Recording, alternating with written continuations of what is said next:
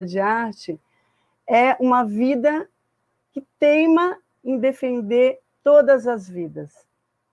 Uma vida que teima em defender o direito à vida.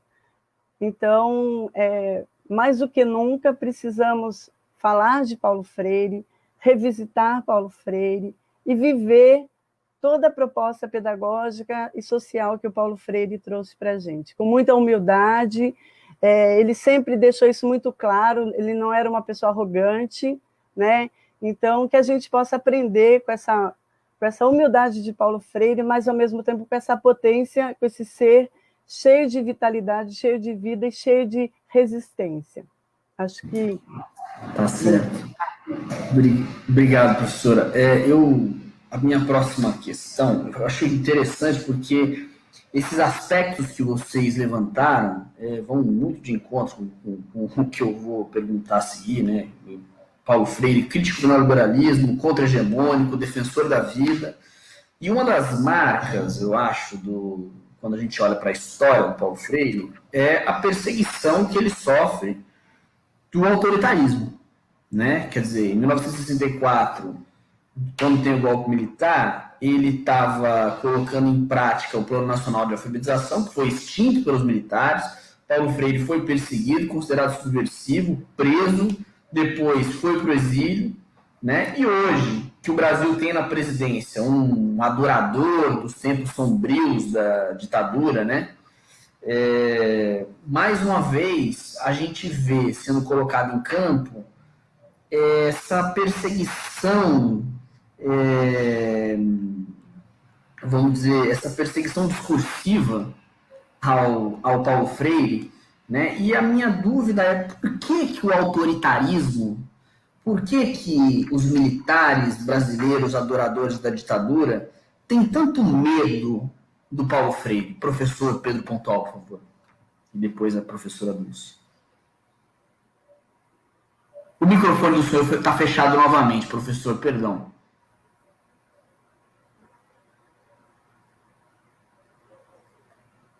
Abriu. Bem, eu penso que o medo dos militares em relação a Paulo Freire é porque o seu pensamento e a sua prática são radicalmente democráticos, né? Paulo Freire, ele, como já disse a Dulce, né,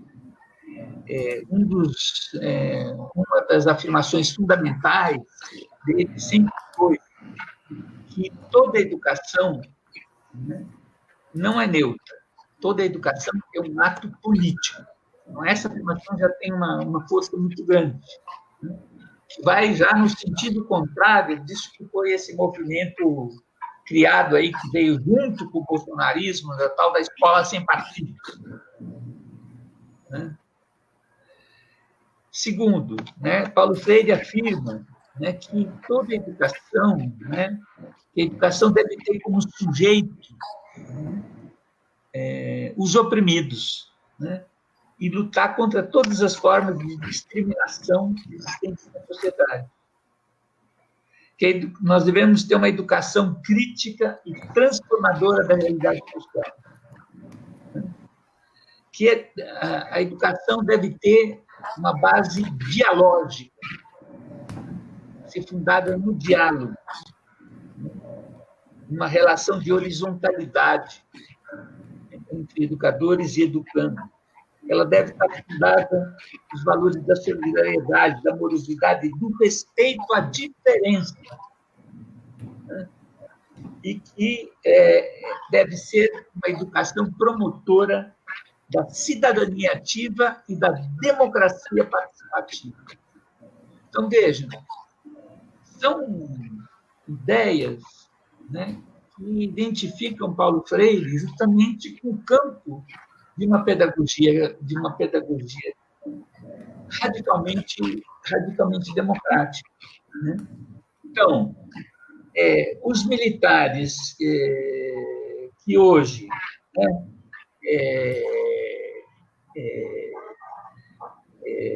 vem estudando essa história do tal do marxismo cultural, né? Que colocaram como seu inimigo, né?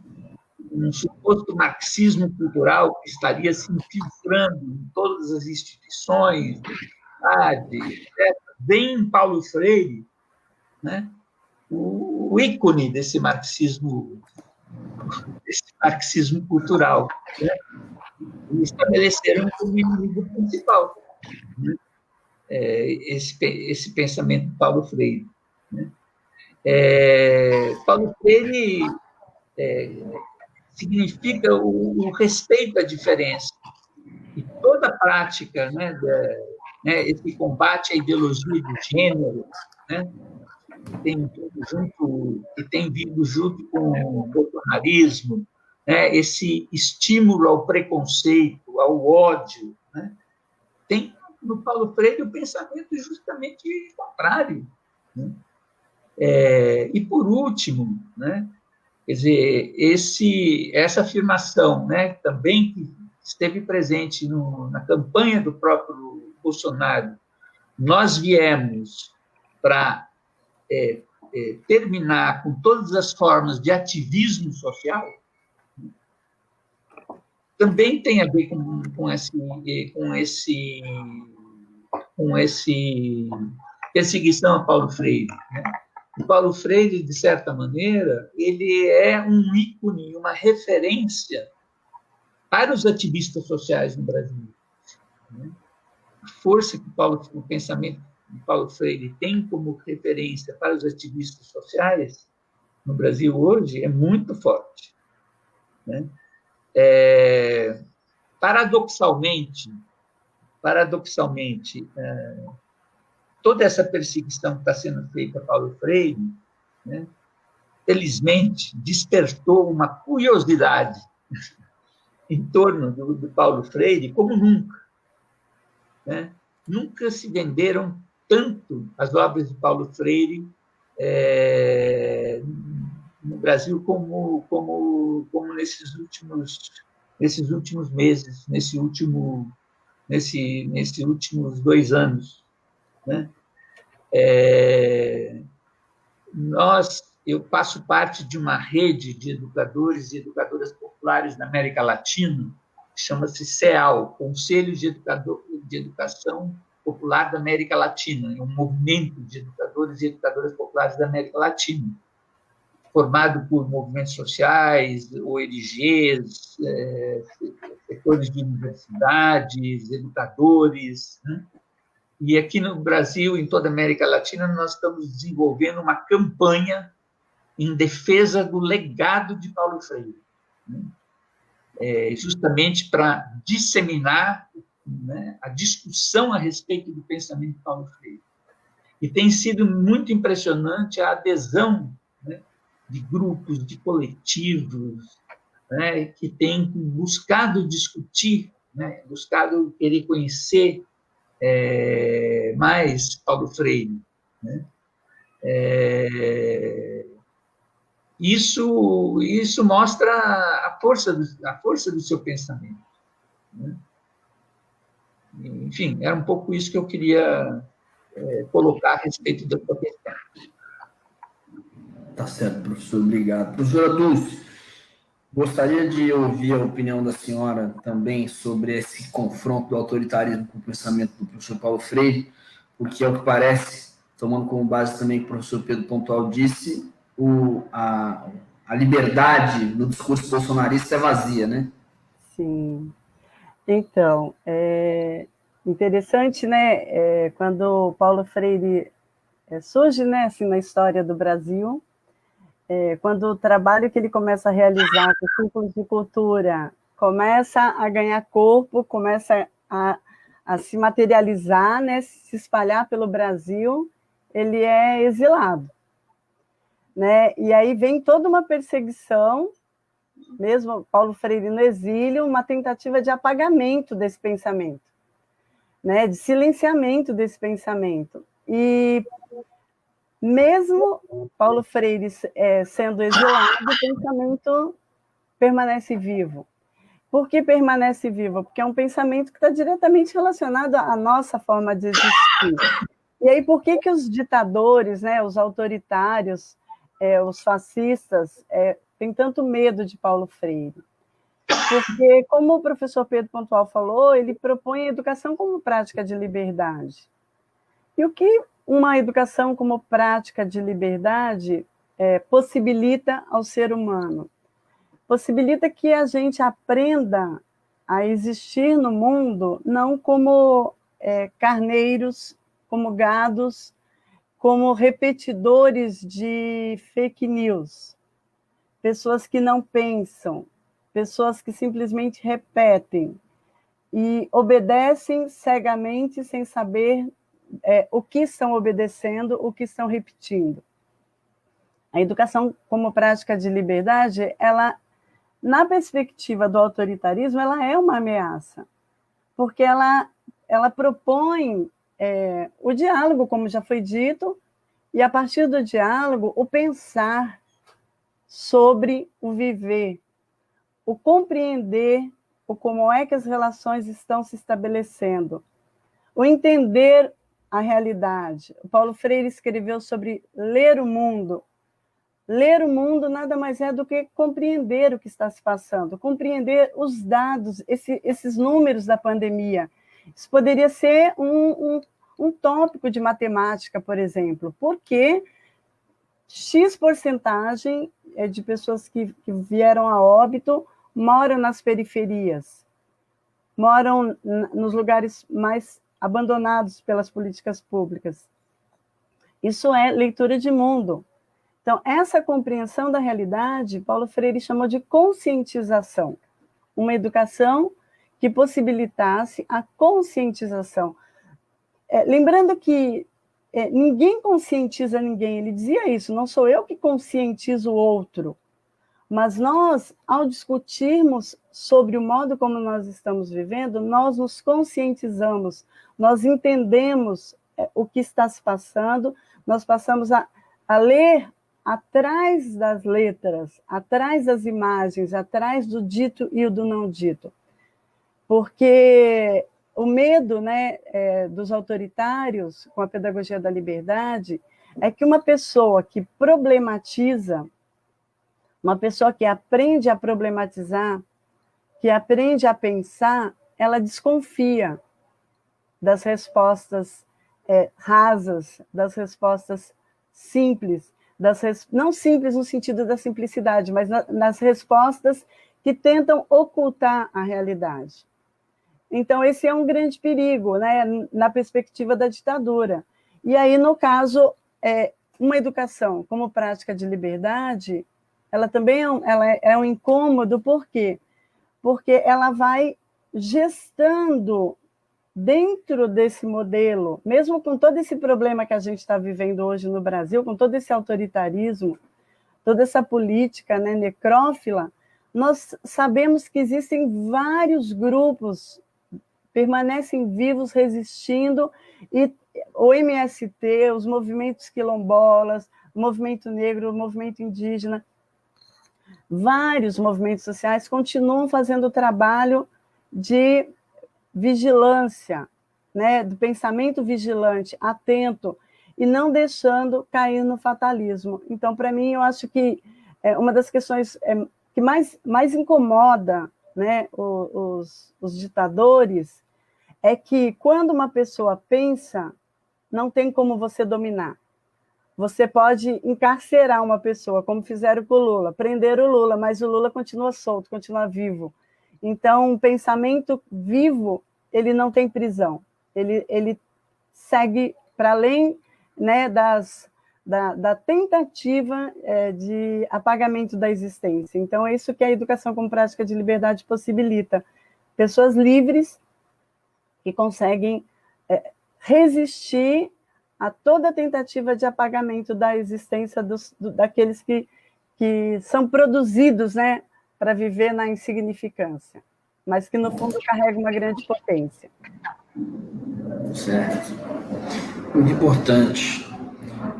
Eu acho que a próxima questão, para a gente fechar esse ciclo né, da primeira metade, se estendeu um pouco ali na metade, tem dentro da crítica que a direita faz, dessa crítica bem rasa, superficial, fala-se muito a crítica ao método Paulo Freire. Mas esse é um termo que o Paulo Freire não gostava e não utilizava. Então, eu gostaria de pedir, por favor, se é possível explicar um pouco melhor essa referência, porque de fato não existe um método Paulo Freire, é isso, professor Pedro Pontual?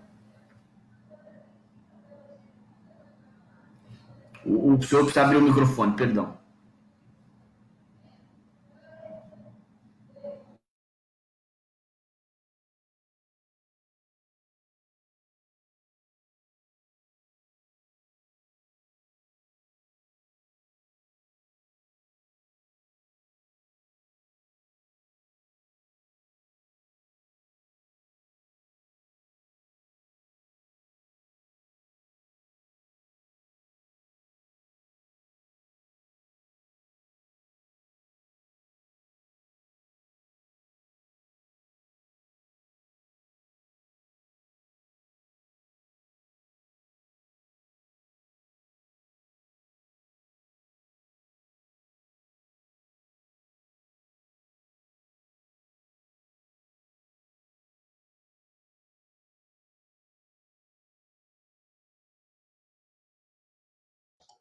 Pronto.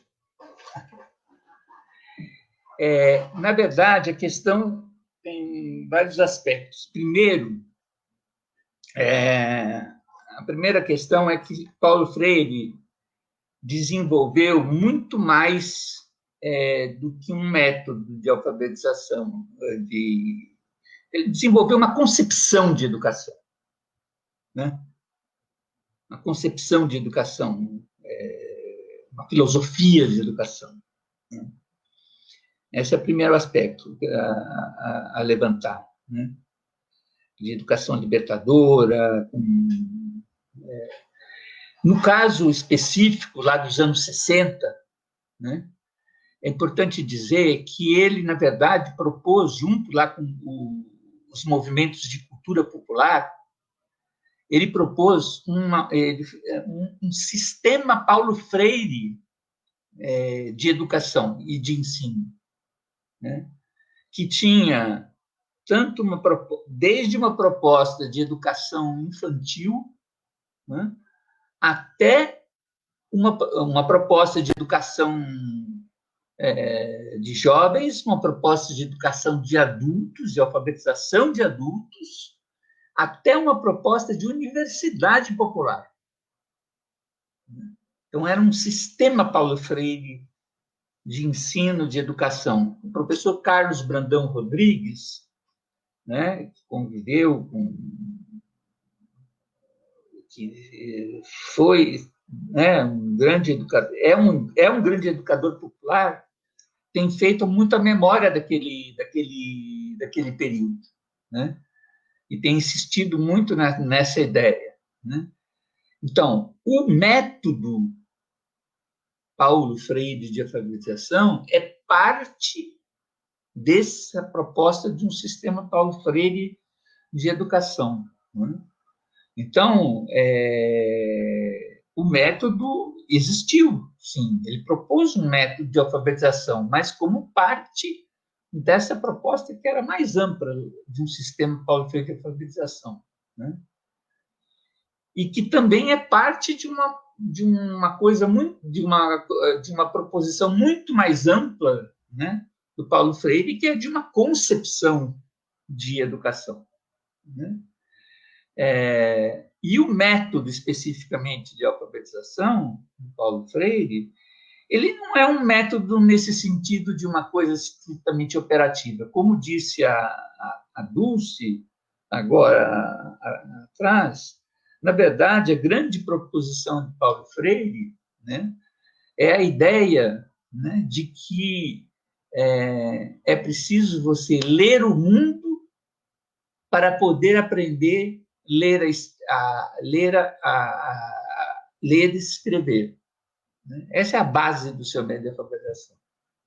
Que é a partir da leitura do mundo que você aprende a ler e escrever, né? E aí tem toda a proposição do método propriamente de alfabetização, que é a ideia do levantamento do universo vocabular, dos temas geradores, a proposta que está lá no livro da Pedagogia do Oprimido.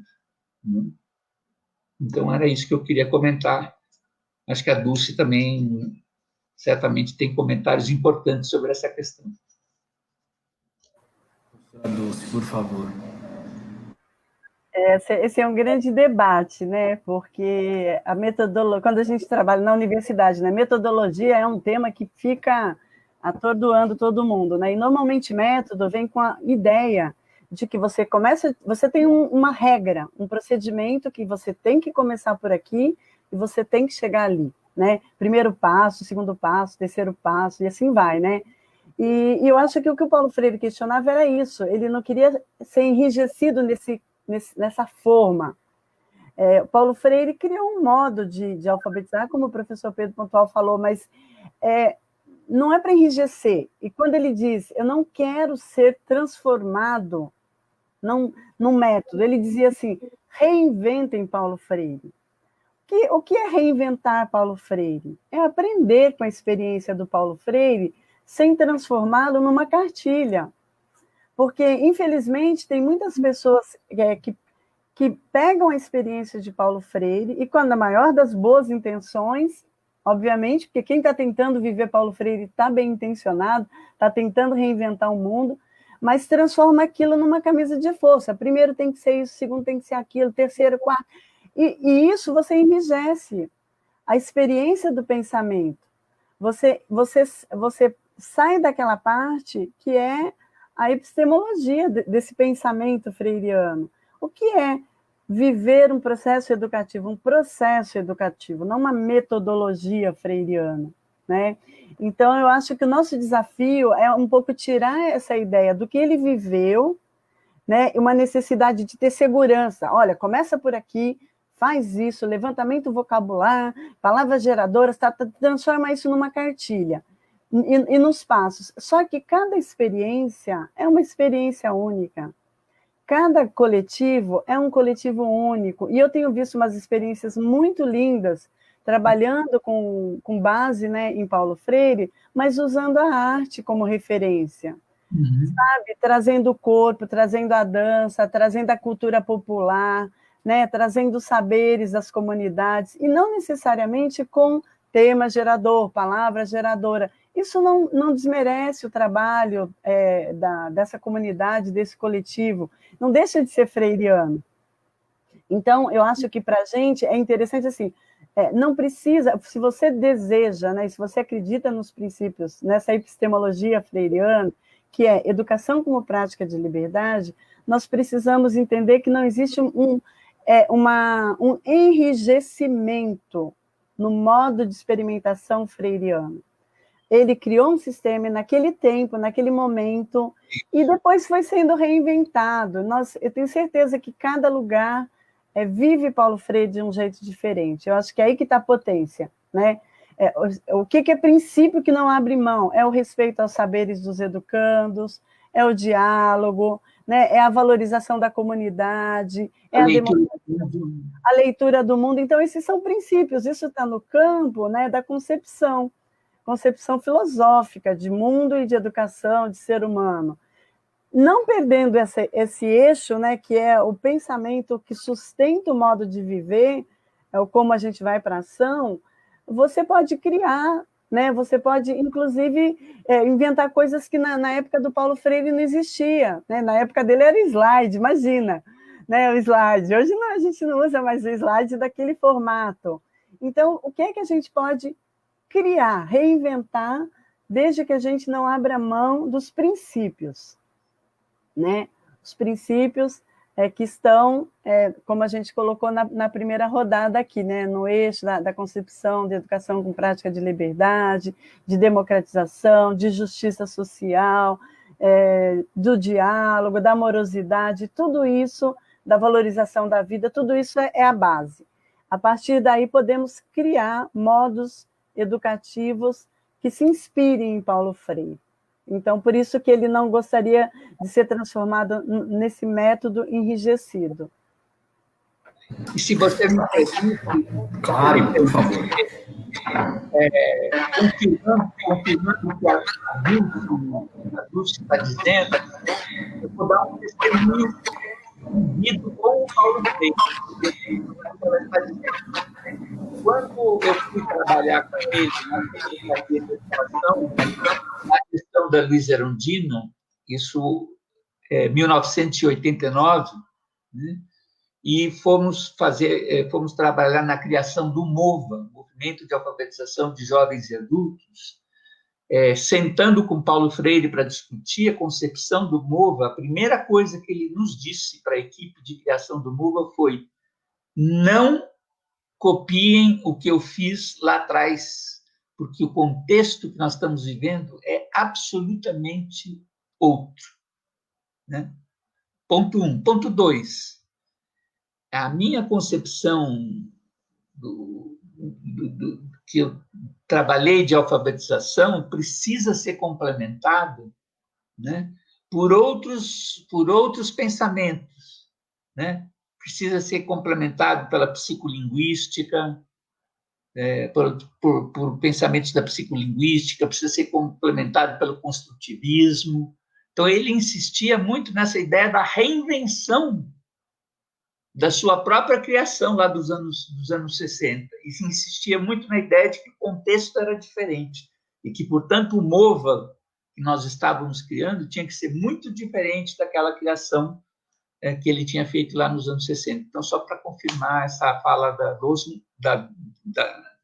Dulce, um testemunho vivido com o próprio Paulo Freire. Tá certo, obrigado. É interessante porque essa seria a minha próxima pergunta. Então, se o senhor quiser alongá-la, porque o que eu perguntaria era justamente da sua convivência com ele diretamente, o que o senhor pode contar para a gente desse período e qual o legado que o senhor vê do trabalho do Paulo Freire ali à frente da Secretaria Municipal de Educação também. De verdade, a minha convivência com Paulo Freire começou antes da Secretaria de Educação, né? Houve um primeiro contato na volta dele do exílio, quando eu estava no Instituto Sapiense, no CEPIS, no Centro de Educação Popular do Instituto Sede Sapiense. Ele nos fez uma visita naquele momento em que ele estava, como ele dizia, reaprendendo o Brasil, né? E já me chamou muita atenção naquele momento, justamente quando a gente esperava ouvir Paulo Freire um pouco, né? Ele escutou muito mais do que ouviu, né? E queria saber o que nós estávamos fazendo de educação popular, né? E me chamou muita atenção essa atitude dele. Depois, em 86, né, quando da criação do Instituto Cajamar, né, Instituto de Formação de Dirigentes Sindicais, Populares e Políticos, né, nós convidamos o professor Paulo Freire para ser o presidente do Instituto, né? E ele foi um presidente, nós convidamos para que ele fosse um presidente ativo, de fato, né, que contribuísse justamente para que a pedagogia do Instituto Cajamar fosse orientada a partir de princípios freirianos. E lá nós tivemos uma convivência muito, muito interessante com Paulo Freire, né? Foi um momento também que ele ficou viúvo da sua primeira esposa, a Elza, que foi sua mãe dos seus 5 filhos e que foi sua grande parceira de todo aquele período inicial da sua vida, parceira como educadora. A Elza foi uma grande educadora também, né? Grande parceira na sua criação lá dos anos 60, e então ele viveu muito luto lá conosco naquele período do Instituto Cajamar, né? E depois né, a sua parceira a sua parceria nova com a Anitta, né, sua companheira até o final da vida, também educadora, né?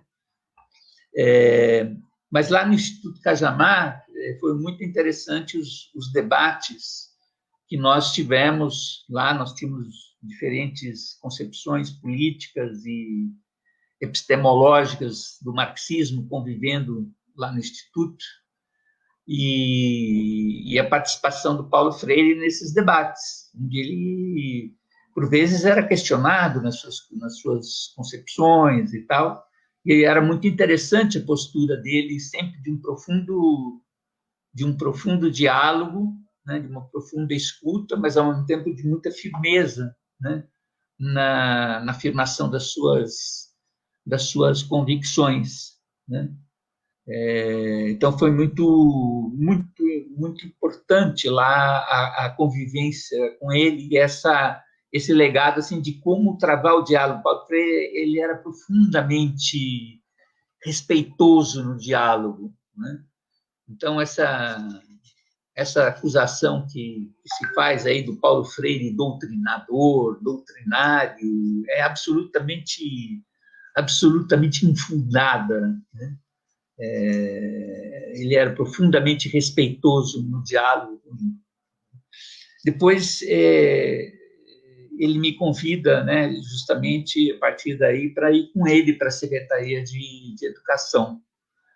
E lá, além dessa experiência, né, eu fui o primeiro coordenador do MOVA, nós discutimos muito a concepção, né, do MOVA, e acho que um legado importante, são dois legados que me ficaram muito dessa experiência. Primeiro, a discussão que nós tivemos sobre a importância de resgatar a experiência dos movimentos sociais já existente na cidade de São Paulo com relação à educação de jovens e adultos, e transformar isso numa parceria com o poder público, de tal forma que essa experiência pudesse adquirir escala de política pública, mas, ao mesmo tempo, respeitando a autonomia desses movimentos sociais. Isso foi uma discussão bastante fecunda que a gente teve, e acho que o respeito à autonomia que a gente teve desses movimentos sociais rendeu um fruto muito importante. Por incrível que pareça, o MOVA, né, existe até hoje, né, como programa, né? Passou por diversas gestões, com muitas dificuldades, etc. Acabou sendo institucionalizado por uma lei aprovada na Câmara Municipal, e nesta gestão atual, né, existe, né, tem lá uma pessoa na direção da educação de jovens e adultos que até tem dado bastante impulso ao MOVA, e eu acho que isso tem a ver muito com aquela prática lá atrás, né, que foi criada de respeito à autonomia dos movimentos e tal. Foi a resistência dos movimentos sociais que permitiu que esse programa, de alguma maneira, existisse até hoje. E o segundo legado foi a gestão democrática do Paulo Freire à frente da secretaria, né? Ele, o tempo todo, trabalhou com formas colegiadas de decisão, desde o gabinete até a escola, né? Um método profundamente democrático de tomada de decisão, né? O que tornou a sua gestão profundamente participativa, que, entre outros resultados, né, permitiu que, quando ele decidiu se afastar da secretaria, antes do término do mandato, para que ele pudesse voltar a se dedicar a escrever, né, cumprir a sua função, né, no mundo que ele tinha, né, fosse uma passagem muito tranquila, né? Quando o professor Mário Sérgio assumiu o seu lugar, foi uma passagem muito tranquila, porque tudo tinha sido construído em equipe, tudo tinha sido construído de maneira colegiada. Então, a não presença dele não significou descontinuidade, ao contrário, houve uma continuidade muito natural de tudo aquilo que havia sido implementado. Então, isso, para mim, ficou como um legado muito importante. E, por fim, o legado daquilo que a Dulce já antecipou, o legado da minha experiência com o ser humano, Paulo Freire, né? Um ser humano muito, de uma convivência muito simples, muito horizontal, muito fraterna, né? E de muita humildade, né? Sempre, né? Nas relações e de muita busca de coerência, né? Para o Paulo Freire, coerência é sempre aquela busca de aproximar o máximo possível o que se diz daquilo que se faz, né? E eu sentia que o Paulo Freire buscava isso em todos os níveis da sua prática. Desde a vida cotidiana, né? Eu frequentava muito a casa dele, né? Então, relato da experiência que tinha tido com alguns dos netos, né? Então, tinha uma reflexão sempre sobre, né, a relação autoridade e liberdade. Enfim, era sempre uma busca de coerência desde a vida cotidiana até a sua atuação como secretário, né? Sempre se questionando, né, sobre a sua prática. E eu acho que é essa busca de coerência, né, ou essa prática de coerência que dá muita força às suas ideias, né? Eu acho que isso que dá uma potência muito grande às suas ideias. Muito obrigado, professor. Acho que o objetivo do programa de memória é muito esse. Professora Dulce tem também uma história, enfim, de um encontro com o professor Paulo Freire, não é isso? Sim. Eu não trabalhei com Paulo Freire, né? Não tive esse privilégio, né, de vivenciar cotidianamente com ele, mas, como o professor Pedro Pontual falou, o modo como ele se encontrava, né, fisicamente com as pessoas, era um encontro muito aberto para a troca. Então, quando eu era muito jovenzinha, acho que eu tinha, sei lá, uns 16 anos, né? Talvez 16, no máximo 17, foi bem quando Paulo Freire estava voltando do exílio.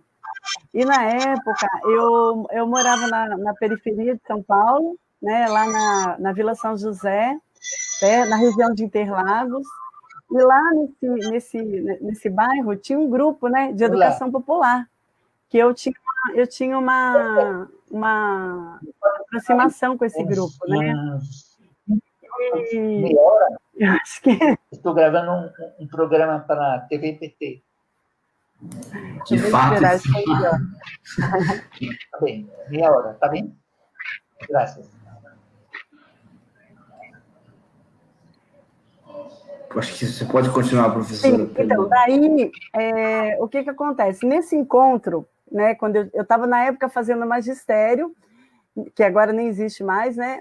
Nesse encontro, o Paulo Freire chegou na comunidade, né? E tinham chamado as pessoas dos projetos de educação popular que estavam acontecendo ali na região, e a fala dele foi uma fala tão mobilizadora, que eu nunca mais esqueci. Esse foi o meu primeiro encontro com Paulo Freire. O meu primeiro encontro com Paulo Freire me marcou de uma forma tão intensa que me mobilizou daí, eu fui estudar no magistério, eu li Pedagogia do Oprimido, depois fui trabalhar com educação popular no Sindicato da Construção Civil de Campinas, depois trabalhei com um projeto numa cooperativa educacional também que trabalhava com Paulo Freire, depois coordenei um projeto no governo Lula, que era o Letra Viva, né, dentro do Brasil Alfabetizado, que a gente tentou, né, porque eu digo a tentativa da coerência entre o falar e o fazer, a gente tentou viver Paulo Freire da melhor forma possível, da forma mais intensa, né, como ele propunha. E aí, para mim, assim, o meu encontro com Paulo Freire foi, tipo, esse encontro lá, né, nos anos 80, depois em alguns encontros no Cajamar, que eu tive em vários, toda vez que Paulo Freire ia fazer alguma fala no Instituto Cajamar, eu ia com as educadoras populares do sindicato, nós fomos algumas vezes para o Instituto Cajamar participar de formação de educadores populares, e o meu encontro, além desses momentos, também o encontro com as leituras de Paulo Freire. E aí eu queria fazer esse depoimento, porque tipo, quem não teve a oportunidade hoje de conhecer Paulo Freire e sentir esse ser humano que o professor Pedro Pontual disse que ele é, que ele foi, eu convido a fazer a leitura das obras dele, porque nos livros, os livros são muito dialógicos, né? Eu acho que a Pedagogia do Oprimido e Educação como Prática de Liberdade são livros que talvez exijam um pouco mais de dedicação para a leitura, mas, no geral, os livros são muito dialógicos, então ele é um intelectual que não mantém uma distância com o leitor, né, com alguém que se aproxima da morada dele, é como se o livro fosse a sua morada, então ele acolhe, quando você chega, você é acolhido, você consegue sentir como se ele estivesse conversando com você, né? Então é muito legal, eu acho que é uma escrita que é densa, é complexa, no entanto, é uma escrita que possibilita o diálogo, mesmo na ausência do corpo físico dele. Então, eu sugiro, né, que quem não leu Paulo Freire, porque Paulo Freire é muito falado, mas ele, na verdade, ele é pouco lido, né? Então, que leia Paulo Freire. Por exemplo, a experiência dele na gestão da Secretaria Municipal de Educação, ele escreveu o livro Educação na Cidade, que é um livro lindo de se ler, é um livro gostoso de se ler, é um livro que leva a gente a pensar muito sobre educação, sobre a democracia, sobre que modelo de educação que a gente deseja, que nós sonhamos. O livro também, Pedagogia da Indignação, que o professor Pedro Pontual falou, também é um livro muito dialógico, tem formato de carta, como se ele estivesse escrevendo uma carta para alguém, e nesse movimento tem o pensamento. Então, é um intelectual que precisa ser lido, que precisa ser visitado, né? Então, eu deixo aqui um convite para que possamos conhecer um pouco mais desse intelectual, desse ser político, desse educador Paulo Freire. Olha, quem quiser começar com uma visão geral da vida e da obra dele, né? Tem essa biografia chamado O Educador, um perfil de Paulo Freire, escrita pelo professor Sérgio Haddad, né? Que é uma biografia muito gostosa e muito boa de se ler, né? Que dá uma visão geral da sua vida e obra, né? Uhum. Bastante legal, né? Também como introdutória, né? Para a leitura, né? Uhum. Paulo Freire. Tá certo. Fica aí a indicação, fundamental a leitura para conhecer. E então eu gostaria de partir para as considerações finais. Fiquem à vontade, começando mais uma vez pelo professor Pedro Pontual, por favor. Bem, eu penso que, de fato,